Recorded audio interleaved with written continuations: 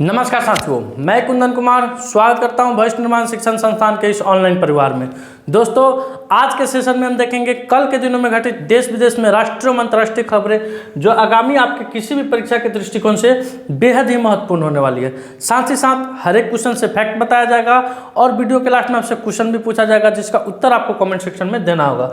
तो चलिए शुरू करते हैं, आगाज करते हैं, श्री गणेश करते हैं एक शानदार जानदार मोटिवेशनल कोटेशन के साथ जो आपके अंदर एक नई ऊर्जा, नई क्रांति भरने का काम करेगी। उम्र थका नहीं सकती, ठोकरें गिरा नहीं सकती। उम्र थका नहीं सकती, ठोकरें गिरा नहीं सकती। अगर जिद हो जीतने की तो हार भी हरा नहीं सकती। क्या शानदार कोटेशन है दोस्तों कि अगर उम्र आपका ढल गया तो उम्र आपको थका नहीं सकती है। ठोकरें कितना भी लगी हो, ठोकरें आपको गिरा नहीं सकती है। अगर जिद हो जीतने की तो हार भी आपको हरा नहीं सकती है। तो चलिए, कल वीडियो के लास्ट में आपसे क्वेश्चन पूछा गया था कि किस राज्य सरकार ने राज्य के करीब 70,000 सरकारी स्कूलों के नाम बदलने की घोषणा की है। तो ऐसा करनामा दोस्तों बिहार के शिक्षा विभाग के द्वारा घोषणा किया गया है कि बिहार के लगभग 70,000 सरकारी स्कूलों का नाम बदला जाएगा। और वह नाम किनके नाम पर रखा जाएगा दोस्तों? वह नाम किनके नाम पर रखा जाएगा? जितने भी हमारे देश में क्रांतिकारी है, स्वतंत्रता सेनानी हैं, उन सभी के नामों पर रखा जाएगा। इस पर एक छोटा सा मैंने लघु वीडियो यानी शॉर्ट्स वीडियो 2 मिनट का बनाया है जो आपके यूट्यूब पर है। जाके वहाँ प्लेलिस्ट से जाके आप निकाल कर देख सकते हैं और वहाँ लिंक दिया है दोस्तों। वहाँ लिंक पे टच कीजिएगा तो डायरेक्ट उस वीडियो पर ही पहुँच जाइएगा। तो इस क्वेश्चन का उत्तर क्या होने वाला है? बिहार होने वाला है। अगला क्वेश्चन है, यानी आज का जो सेशन प्रारंभ होने वाला है दिवस से। तो पहला क्वेश्चन है आपके सामने दोस्तों, विश्व हीमोफीलिया दिवस कब मनाया जाता है? विश्व वर्ल्ड हेमोफीलिया डे कब मनाते हैं दोस्तों, क्यों मनाते हैं, इसके बारे में विस्तृत से यहाँ चर्चा किया गया है। धैर्य बना के रखिएगा, वीडियो को देखिएगा जरूर। आज का जो सेशन है काफ़ी लाजवाब सेशन होने वाला है। तो दोस्तों, विश्व हीमोफीलिया दिवस हम लोग हर एक साल 17 अप्रैल को मनाते हैं। कब मनाते हैं? 17 अप्रैल को मनाते हैं। अब जानते हैं हीमोफीलिया के बारे में। तो हीमोफीलिया और अन्य रक्त स्राव विकारों के बारे में जागरूकता बढ़ाने के लिए, यानी दोस्तों हीमोफीलिया और अन्य रक्त विकारों के बारे में जागरूकता बढ़ाने के लिए हर साल 17 अप्रैल को विश्व हीमोफीलिया दिवस के रूप में मनाते हैं। यहाँ से आपको एक पॉइंट देखने को नजर आ गया। दूसरा पॉइंट है, यह सभी के लिए उपचार पर जोर देता है। ऐसे समाज की कल्पना करता है जिसमें वंशानुगत रक्तस्राव विकारों वाले प्रत्येक व्यक्ति को देखभाल तक पहुंच प्राप्त हो, चाहे उनकी रक्तस्राव की स्थिति, लिंग, आयु या स्थान कुछ भी हो। उसके बाद है विश्व हीमोफीलिया दिवस पहली बार 1989 में मनाया गया था। अगर आपके सामने यह क्वेश्चन आ जाए कि विश्व हीमोफीलिया दिवस सर्वप्रथम कब मनाया गया था, तो यहाँ से आपको उत्तर देखने को मिलेगा 1989। अब दोस्तों बात करते हैं अप्रैल माह के दिवस के बारे में। यानी अप्रैल माह में जो भी हम लोग दिवस मनाए हैं अभी तक, उसको एक झलक में देख लेते हैं। क्या है दोस्तों, 1 अप्रैल को हम लोग उत्कल दिवस के रूप में मनाते हैं या उड़ीसा राज्य का स्थापना दिवस के रूप में मनाते हैं। 2 अप्रैल को विश्व ऑटिज्म जागरूकता दिवस के रूप में मनाते हैं। 3 अप्रैल को हिंदी रंगमंच दिवस के रूप में मनाते हैं। 4 अप्रैल को अंतर्राष्ट्रीय खदान जागरूकता दिवस के रूप में मनाते हैं। 5 अप्रैल को राष्ट्रीय समुद्री दिवस के रूप में मनाते हैं। 6 अप्रैल को राष्ट्रीय हस्त निर्मित दिवस के रूप में मनाते हैं। 7 अप्रैल को विश्व स्वास्थ्य दिवस के रूप में मनाते हैं। 9 अप्रैल को CRPF शौर्य दिवस के रूप में मनाते हैं। 10 अप्रैल को वर्ल्ड हेम्योपैथी दिवस के रूप में मनाते हैं। 11 अप्रैल को राष्ट्रीय सुरक्षित मातृत्व दिवस के रूप में मनाते हैं। 11 अप्रैल को ही दोस्तों विश्व पार्किंसन दिवस के रूप में मनाते हैं। 12 अप्रैल को मानव अंतरिक्ष उड़ान का अंतर्राष्ट्रीय दिवस के रूप में मनाते हैं। 14 अप्रैल को स्मृति दिवस के रूप में मनाते हैं बाबा साहेब के जन्म दिवस के अवसर पर। और 14 अप्रैल को हम विश्व चगास रोग दिवस के मनाते हैं। और 15 अप्रैल को विश्व कला दिवस के रूप में मनाते हैं। तो ये दोस्तों अब तक का अप्रैल माह का जितना भी दिवस था उसको मैंने स्क्रीन पर लाया है। अब आपके सामने है अगला क्वेश्चन। अगला क्वेश्चन है, बिहार के लाल राहुल कुमार का राष्ट्रीय टीम में चयन हुआ है, वह किस खेल से संबंधित है? तो दोस्तों बिहार के लाल है, बिहार का बेटा है राहुल कुमार। कौन है दोस्तों? राहुल कुमार। राहुल कुमार बिहार के लाल है, बिहार के बेटा है दोस्तों। इनका जो चयन हुआ है दोस्तों मुक्केबाजी में हुआ है। किस खेल में हुआ है? मुक्केबाजी में हुआ है। तो मुक्केबाजी नाम सुनते आपके मन में एक प्रश्न उठना चाहिए दोस्तों कि मुक्केबाजी में ओलंपिक में सबसे पहले स्वर्ण पदक किसने जीता था? तो एस मैरी कॉम ने जीता था। और बिहार में क्रिकेट में अंतर्राष्ट्रीय टीम में बिहार की तरफ से अभी नए नए चेहरे कौन उजागर हुए हैं दोस्तों? तो एक ईशान किशन है, ईशान किशन है। उसके बाद दोस्तों मुकेश कुमार है गोपालगंज के, मुकेश कुमार है गोपालगंज के। ये लोग का अंतर्राष्ट्रीय क्रिकेट में क्या हुआ है दोस्तों? डेब्यू हुआ है, जो कि बिहार से रिलेटेड है। बिहार में दोस्तों क्रिकेट का एक स्टेडियम है, मोइनुल हक स्टेडियम पटना में है दोस्तों, और एक नया प्रस्तावित स्टेडियम बन रहा है क्रिकेट का, राजगीर में बन रहा है दोस्तों। अब जानते हैं कि बिहार का जो राजकीय खेल है वो कबड्डी है। बिहार का कौन सा राजकीय खेल है दोस्तों? तो कबड्डी है। ये बिहार के बारे में जो खेल से संबंधित था उसको मैंने यहाँ पे डाला है। अगला क्वेश्चन है, हाल ही में अंतर्राष्ट्रीय मुद्रा कोष के प्रबंधन निदेशक पद पर किसे नियुक्त किया गया है? तो दोस्तों इस क्वेश्चन में आपको 2-3 क्वेश्चन देखने को मिलेगा। इस क्वेश्चन में दोस्तों आपको 2-3 क्वेश्चन देखने को मिलेगा। एक तो क्वेश्चन यहाँ पर है दोस्तों कि जो क्वेश्चन है अंतर्राष्ट्रीय मुद्रा कोष यानी IMF के प्रबंधक निदेशक के पद पर किसे नियुक्त किया गया है? तो क्रिस्टीना जॉर्जिवा को। किसको नियुक्त किया गया है? क्रिस्टीना जॉर्जिवा को नियुक्त किया गया है। अब चलते हैं थोड़ा IMF के इतिहास के बारे में जानते हैं दोस्तों। तो IMF यानी इसकी पहली बैठक कब हुई थी, यानी इसको स्थापना करने के लिए इसकी बैठक हुई थी दोस्तों 1944 ईस्वी में बैठक हुई थी दोस्तों। यहाँ ध्यान रखिएगा, इसकी स्थापना की बात मैं नहीं कर रहा हूँ। IMF और W bank, IMF plus world bank इसको ट्विन सिस्टर के नाम से जाना जाता है, जुड़वा बहन के रूप में जाना जाता है, जिसका मुख्यालय कहाँ है दोस्तों? वाशिंगटन DC में है। कहाँ है मुख्यालय इसका? वाशिंगटन DC में है, वाशिंगटन DC में है। अब जानते हैं दोस्तों कि बैठक 1944 में हुई थी, तो इसकी स्थापना कब हुई थी? तो इसकी जो स्थापना है दोस्तों 1945 ईस्वी में हुई थी। कब हुई थी दोस्तों? 1945 ईस्वी में हुई थी। अभी दोस्तों हाल फिलहाल में भी अंतर्राष्ट्रीय मुद्रा कोष के द्वारा भारत का जो फाइनेंशियल ईयर है 2024-25 इसके लिए जो बजट यानी GDP रखा गया वो कै % रखा गया है? तो अंतर्राष्ट्रीय मुद्रा कोष IMF ने वित्तीय वर्ष 2024-25 के लिए भारत के GDP में वृद्धि का अनुमान बढ़ाकर 6.8% कर दिया है, जो कि पिछले साल की तुलना में क्या है दोस्तों? 0.3% अधिक है। कितना? 0.3% क्या है? अधिक है। अब IMF ने वित्त वर्ष 2024-25 और वित्त वर्ष 2025-26 के दौरान वैश्विक विकास को 3.2% स्थिर रहने का अनुमान लगाया है। कितना दोस्तों? 2024-25 और 2025-26 के दौरान 3.2%, जो कि भारत के आर्थिक प्रदर्शनी के सापेक्ष मजबूती को उजागर करता है। IMF दोस्तों इसका मुख्यालय वाशिंगटन DC में है, यहाँ भी लिख दिया मैंने। और इसके नए MD है क्रिस्टानो जॉर्जिवा। कौन बनी है दोस्तों? अभी हाल फिलहाल में क्रिस्टानो जॉर्जिवा बनी है। तो ये दोस्तों IMF के बारे में कुछ ठोस और संक्षिप्त में पोस्टमार्टम हुआ है, जिसको आप स्क्रीनशॉट लीजिए, शेयर कीजिए ग्रुप में दबा के। आइए अगले क्वेश्चन की तरफ बढ़ते हैं। अगला क्वेश्चन है, 1 मिनट होल्ले। अगला क्वेश्चन है दोस्तों, हाल ही में राष्ट्रीय न्यायिक अकादमी के निदेशक पद पर किसे नियुक्त किया गया है? तो दोस्तों राष्ट्रीय न्यायिक NIA नेशनल इन्वेस्टिगेशन एजेंसी, इसके पद पर दोस्तों किसे नियुक्त किया गया है? तो अनिरुद्ध बोस को। किसे नियुक्त किया गया है? अनिरुद्ध बोस को नियुक्त किया गया है। अब आपके सामने यहाँ पर देख सकते हैं दोस्तों, इसको थोड़ा हम जूम कर देते हैं।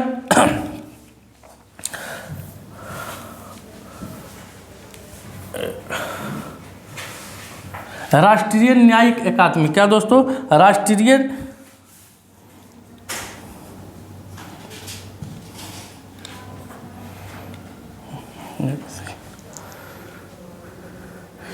समस्याओं का आना दोस्तों पार्ट ऑफ लाइफ है। टेक्निकल प्रॉब्लम है, समस्याओं का आना पार्ट ऑफ लाइफ है, और इस समस्याओं के खोपड़ी में छेद कर देना आर्ट ऑफ लाइफ है। इसी को जीवन जीने की कला कहा जाता है। तो हमारे ज़िंदगी में, आपके ज़िंदगी में हर दिन कोई ना कोई नया नया समस्या आता है, और उस समस्याओं के खोपड़ी में हम लोग क्या करते हैं? छेद करते हैं। तो वही समस्या यहाँ पे थोड़ा टेक्निकल आ गया था, कुछ ही सेकंड का समस्या था। चलिए चलते हैं हम लोग अपने सिलेबस पर, जहाँ हम लोग थे। कह रहा है राष्ट्रीय न्यायिक अकादमी, राष्ट्रीय न्यायिक अकादमी इसकी स्थापना कब हुई थी दोस्तों? तो NIA इसकी स्थापना 1993 में हुई थी। प्रकार या किस प्रकार का है? स्वतंत्र पंजीकृत सोसाइटी। ये डाटा दोस्तों NIA का जो वेबसाइट है वहाँ से लिया गया है। ये डाटा NIA के वेबसाइट से लिया गया है। अगर इसमें कोई त्रुटि होता है तो उसका जिम्मेवार NIA रहेगा, राष्ट्रीय सुरक्षा एजेंसी। अब जानते हैं कानूनी स्थिति। तो सोसाइटी पंजीकरण अधिनियम 1860, निदेशक इसके कौन बने हैं दोस्तों? अभी तो जस्टिस अनिरुद्ध बोस बने हैं। अध्यक्ष कौन है? तो भारत के इसके भारत के मुख्य न्यायाधीश होते हैं। जगह कहाँ है दोस्तों? तो भोपाल में है, मध्य प्रदेश। इस देश भारत।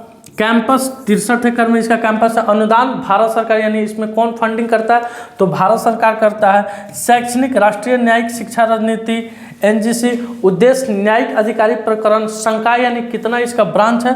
तो 17 ब्रांच है। ये दोस्तों राष्ट्रीय न्यायिक अकादमी के बारे में कुछ लघु और संक्षिप्त विश्लेषण दिया गया था, जिसको आपको नोट कर लेना है। अब चलिए अगले क्वेश्चन की तरफ बढ़ते हैं। अगला क्वेश्चन है दोस्तों आपके स्क्रीन पर, इस शख्स को देखिए। हाल ही में चर्चा में रहा स्मरण नाइफ का संबंध किससे है? तो दोस्तों चर्चा में रहा स्मरण नाइफ का संबंध सलमान रुश्दी से है। सलमान रुश्दी दोस्तों, इनको 2022 में लगभग 22 चाकू मारा गया था। कितने चाकू वार हुआ था इन पर? 22 चाकू से वार किया गया था, जिसमें यह जीवित बच गए थे। और उसी घटना की कल्पना, उसी घटना का संपूर्ण विश्लेषण उन्होंने स्मरण नाइफ में किया है। किस में किया दोस्तों? स्मरण नाइफ में किया है। तो इस क्वेश्चन का करेक्ट उत्तर क्या हो जाएगा? सलमान रुश्दी हो जाएगा। अब बढ़ते हैं अगले क्वेश्चन की तरफ। अगला क्वेश्चन है आपके स्क्रीन पर कि हाल ही में 2 दशक बाद प्रधानमंत्री पद से इस्तीफा देने की घोषणा करने वाले ली हिसियन लुंगा का संबंध किस देश से है? हाल ही में 2 दशक बाद, कितने दशक बाद दोस्तों? 2 दशक बाद प्रधानमंत्री पद से इन्होंने अपना इस्तीफा दिया है। ये दोस्तों, ये आपके जो स्क्रीन में दिख रहे हैं, फोटो में दिख रहे हैं, ये किस देश से संबंधित है? तो सिंगापुर से संबंधित है। किस देश से संबंधित है? सिंगापुर से संबंधित है। अब वहाँ के, यानी अब मॉरिशस के प्रधानमंत्री कौन बनने जा रहे हैं दोस्तों? तो लॉरेंस बोंग बनने जा रहे हैं। नए प्रधानमंत्री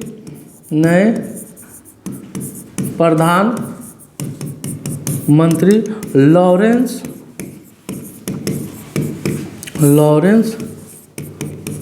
बोंग। कौन दोस्तों? लॉरेंस बोंग बनने जा रहे हैं। ये मैप में आपको दोस्तों यहाँ पे क्या दिख रहा है? सिंगापुर दिख रहा है दोस्तों। अब आइए अगले क्वेश्चन की तरफ।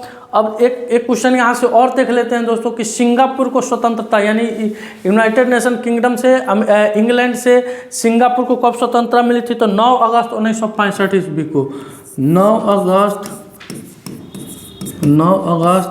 1965 ईस्वी को सिंगापुर को क्या मिली थी? स्वतंत्रता मिली थी। अब बढ़ते हैं दोस्तों अगले क्वेश्चन की तरफ। अगला क्वेश्चन है आपके स्क्रीन पर डिजिटल सेवा निर्यात में भारत ने किस देश को पछाड़ा है? तो दोस्तों डिजिटल सेवा निर्यात, या सबसे पहले इसकी घोषणा कौन करता है? तो WTO यानी वर्ल्ड ट्रेड ऑर्गेनाइजेशन। कौन करता है दोस्तों? WTO करता है, वर्ल्ड ट्रेड ऑर्गेनाइजेशन, जिसका मुख्यालय कहाँ है दोस्तों? जिनेवा में है। और इसकी स्थापना कब हुई थी? 1995 में हुई थी। WTO की स्थापना 1995 ईस्वी में हुई थी दोस्तों। और इसका मुख्यालय कहाँ है? इसका मुख्यालय जिनेवा में है। जिनेवा स्विट्जरलैंड में पड़ता है दोस्तों, वहाँ है। इसने हाल ही में एक ताज़ा रिपोर्ट जारी किया है, जिसमें डिजिटल सेवा के निर्यात में भारत ने चमगादड़ चीन को, किसको दोस्तों? भारत ने चमगादड़ चीन को पछाड़ दिया है दोस्तों। अब आइए अगले क्वेश्चन पर। अगला क्वेश्चन है आपके स्क्रीन पर, हाल ही में किस देश में विनाशकारी बाढ़ से 58 लोगों की मौत हो गई है? तो दोस्तों अभी तंजानिया में, किस देश में दोस्तों? तो तंजानिया में विनाशकारी बाढ़ के चलते 58 लोगों की मृत्यु हो गई है दोस्तों। ये क्वेश्चन करंट अफेयर की दृष्टि से उतना बेहद महत्वपूर्ण नहीं है, लेकिन इसके पीछे जो फैक्ट बताया जाएगा वो आपके लिए बेहद ही महत्वपूर्ण होगा। तो ध्यान दीजिएगा, गौर दीजिएगा, गौर फरमाइएगा। संयुक्त राज्य गणराज्य तंजानिया एक पूर्वी अफ्रीकी देश है जो अपने विशाल जंगली इलाकों के लिए जाना जाता है। यहाँ से आपको ये देखने को मिला कि संयुक्त राज्य तंजानिया कहाँ का देश है, तो एक पूर्वी अफ्रीका का देश है जो अपने विशाल जंगली इलाकों के लिए क्या है, फेमस है, जाना जाता है। इसमें सेरेंगेटी और किलिमंजारो राष्ट्रीय उद्यान है। यहाँ से आपको एक पॉइंट ये भी देखने को मिला कि कौन से उद्यान है दोस्तों, तो सेरेंगेटी और किलिमंजारो जो अफ्रीका का सबसे ऊंचा पर्वत है, विक्टोरिया झील है अफ्रीका की सबसे बड़ी झील है, तांगानिका झील है अफ्रीका की सबसे गहरी झील है, और मालवी झील शामिल है। राजधानी दोस्तों तंजानिया की कहाँ है, तो डोडोमामा। कहाँ है दोस्तों, डोडोमामा है। अब बात करते हैं मुद्रा की, तो तंजानिया सीलिंग क्या है दोस्तों, तंजानिया सीलिंग है। आधिकारिक भाषा क्या है, तो स्वाहिली और अंग्रेजी है। और राष्ट्रपति अभी प्रेजेंट टाइम में तंजानिया के कौन है, तो सामिया सुलुहु हसन है। कौन है, सामिया सुलुहु हसन है दोस्तों। तो ये आपको क्वेश्चन के अलावा ये बहुत सारे फैक्ट आपको देखने को मिले। निश्चित इसका स्क्रीनशॉट लीजिएगा, माइंड में सेट कीजिएगा और उसको याद कीजिएगा। ये आपके एग्जाम के व्यू दृष्टिकोण से बेहद ही लाभदायक होने वाला है। अब दोस्तों ये मैप में आपको तंजानिया दिखेगा, ये अफ्रीका है दोस्तों, ये आपका अफ्रीका हो गया और ये तंजानिया हो गया। और ये जो आपको दिख रहा है दोस्तों, ये dot dot dot dot dot, यहीं विक्टोरिया लेक हो गया। कौन है दोस्तों, विक्टोरिया लेक हो गया। यहाँ आपका इंडियन ओशन है, ये अरबियन सी है दोस्तों, ये रेड सी है, ये मेडिटेरेनियन सी है, ये साउथ अटलांटिक ओशन है दोस्तों। अब आइए ये देखिए बाढ़ का जो भयावह स्थिति बना हुआ है दोस्तों, ये तो फोटो कुछ क्लियर नहीं आया है, ये फोटो में देख सकते हैं। अब बढ़ते हैं अगले क्वेश्चन की तरफ। अगला क्वेश्चन है कि हाल ही में भारत पे ने किसे अपना CEO नियुक्त किया है। हाल ही में भारत पे ने किसे अपना CEO नियुक्त किया है, तो सबसे पहले जानते हैं कि भारत पे इसका मुख्यालय कहाँ है। तो दोस्तों भारत पे का मुख्यालय कहाँ है, नई दिल्ली में है, नई दिल्ली में। इसके अलावा यानी नई दिल्ली के अलावा भारत पे के पूरे देश भर में 5 कार्यालय हैं। पूरे देश में कितना कार्यालय है, कार्यालय है पूरे देश में 5 कार्यालय है दोस्तों। तो अभी इन्होंने नलिन नेगी को, किसे दोस्तों, नलिन नेगी को, ये आपके तस्वीर में दिख रहा है, इसे अपना क्या बनाया, CEO नियुक्त किया है। अब फिनटेक कंपनी भारत पे ने अपने अंतरिम CEO और मुख्य वित्तीय अधिकारी नलिन नेगी को मुख्य कार्यकारी अधिकारी के रूप में पदोन्नत किया है। नेगी को 2022 में इसके मुख्य वित्तीय अधिकारी के रूप में नियुक्त किया गया था और 2023 में इसके तत्कालीन शीर्ष कार्यकारी सुहेल समीर के पद छोड़ने के बाद वह अंतरिम CEO के रूप में काम कर रहे थे। तो यहाँ से क्वेश्चन दोस्तों बनता है कि 2023 में भारत पे के CEO कौन थे, तो सुहेल समीर थे जिन्होंने अपना पद को त्याग दिया था। उसके बाद नलिन सैनी अंतरिम रूप से CEO का कार्य कर रहे थे, अब वह पूर्ण रूप से CEO हो गए। भारत पे एक भारतीय फिनटेक कंपनी है जो छोटे व्यापारियों को डिजिटल भुगतान और वित्तीय सेवाएं बेचती है दोस्तों। ये यहाँ से आपको बहुत सारा पॉइंट देखने को मिला, इसको आप लोग क्या कर लीजिएगा, नोट करते चलिए। आइए बढ़ते हैं अगले क्वेश्चन की तरफ। अगला क्वेश्चन है कि हाल ही में किस बैंक द्वारा बीमा उद्योग में क्रांति लाने के लिए आइडिया X कार्यक्रम लॉन्च किया गया।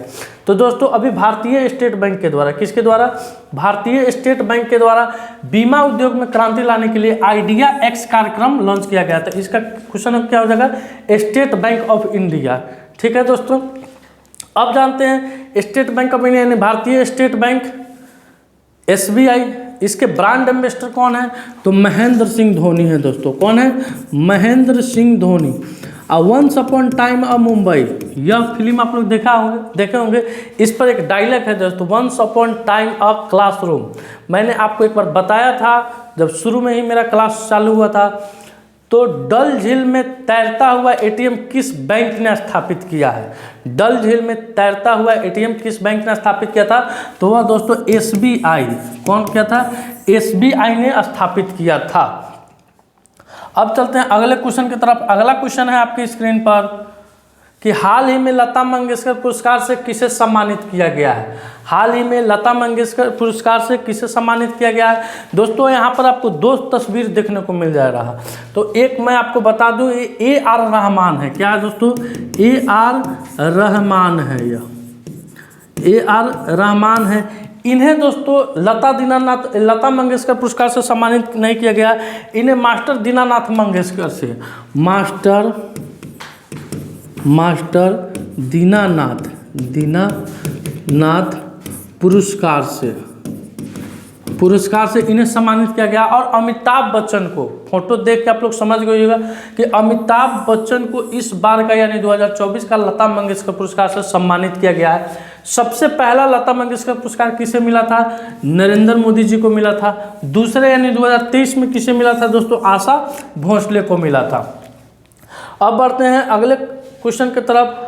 अगला क्वेश्चन है आपके स्क्रीन पर, हाल ही में शेख अब्दुल्ला किस देश के नए प्रधानमंत्री नियुक्त हुए हैं? हाल ही में शेख अब्दुल्ला किस देश के नए प्रधानमंत्री नियुक्त हुए हैं दोस्तों? तो अभी शेख अब्दुल्ला दोस्तों कुवैत के, कहाँ के? कुवैत के नए प्रधानमंत्री नियुक्त हुए हैं। चेहरों पे स्माइल या नूर समूह झलकाए हुए यही है शेख अब्दुल्ला दोस्तों, जो कि अब कुवैत के नए प्रधानमंत्री के रूप में कार्य करेंगे। अब बढ़ते हैं आज का सवाल दोस्तों। आज का सवाल है कि हाल ही में सीबीआई में संयुक्त निदेशक के रूप में किसे नियुक्त किया गया है? अनिरुद्ध कुमार, अनुराग कुमार, राहुल कुमार, इनमें से कोई नहीं। इस क्वेश्चन का उत्तर दोस्तों आपको कमेंट सेक्शन में देना है दोस्तों। इस सब वीडियो से एक छोटा छोटा शॉर्ट्स तैयार किया जा रहा है, यानी जो भी इंपॉर्टेंट क्वेश्चन है साइंस करंट अफेयर से उसमें से तैयार किया जा रहा है। साथ ही साथ रजनीश सर के द्वारा मैथ का भी छोटा छोटा कट करके यानी 1 मिनट का वीडियो तैयार किया जा रहा है, जो आपके वनडे एग्जाम के व्यू के दृष्टिकोण से बेहद ही महत्वपूर्ण होने वाली है। क्योंकि आप उस एक वीडियो के माध्यम से, उस 1 मिनट के वीडियो को देखने से आपका जो भी उस क्वेश्चन से डाउट होगा वो निश्चित तौर पर प्रॉब्लम खत्म हो जाएगा। तो आप लोग उस वीडियो को काफ़ी प्यार दे रहे हैं, इसके लिए आप लोग को तहे दिल से धन्यवाद। ऐसे ही देखते रहिए, दबा के लाइक करते रहिए, ठोकते रहिए, शेयर करते रहिए। मिलते हैं आपसे अगले वीडियो में इसी जोश के साथ। तब तक के लिए धन्यवाद। अपना ख्याल रखिएगा। भारत माता की जय।